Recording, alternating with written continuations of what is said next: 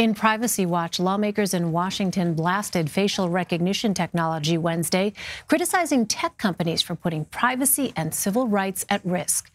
This comes as efforts by shareholders to stop the sale of Amazon's Rekognition technology fell short. Protesters were outside the building as shareholders met in Seattle for their annual meeting. Two proposals were offered, but were swiftly rejected.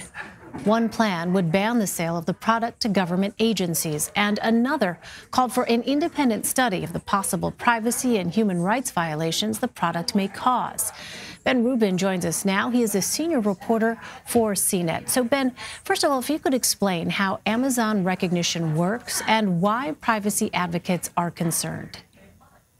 Yeah, the way Amazon Rekognition works is essentially it maps your face, not unlike a fingerprint sensor. For this, it maps your face where it would be able to notice the different what direction your eyes are in, or the distance between your chin and your forehead.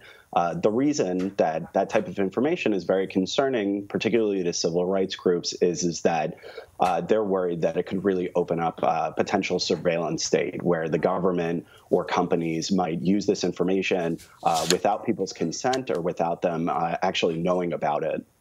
Well, why did Amazon say it was against the two proposals? Yeah, I don't think that they're interested in having their use of facial recognition currently controlled, particularly through shareholder proposals. And shareholder proposals in particular are something that they have a lot of control over. The CEO and founder, Jeff Bezos, is by far the biggest shareholder of the company. So if they don't want to be restricted with what they're doing, shareholder proposal is most certainly not a way to actually stop the company from doing something like this. Well, in a statement, Amazon said it would support, quote, national legislative framework that protects individual civil rights and ensures that governments are transparent in their use of facial recognition technology. What would that regulation look like? It's still early days for a lot of that. There are some efforts in the federal government to try to create a framework of what it might look like to restrict or have guidelines for facial recognition. San Francisco very recently just did an outright ban on having facial recognition used by police. And there are similar policies that are being considered by Berkeley, Oakland, California, and also Somerville, Massachusetts. But I would say this is still very early innings as far as trying to figure out what a legislative framework might actually look like for facial recognition.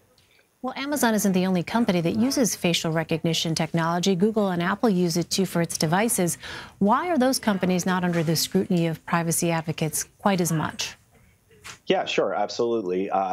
Google, Microsoft, and Apple all have facial recognition technology. The reason they're not in the hot seat as far as this is concerned is because they have very directly decided that they do not want to sell facial recognition technology directly to law enforcement until there is a legislative framework available for them to have a fuller understanding of how facial recognition should and shouldn't be used. Amazon has taken a completely different tact where they're already selling and making available their facial recognition technology to law enforcement.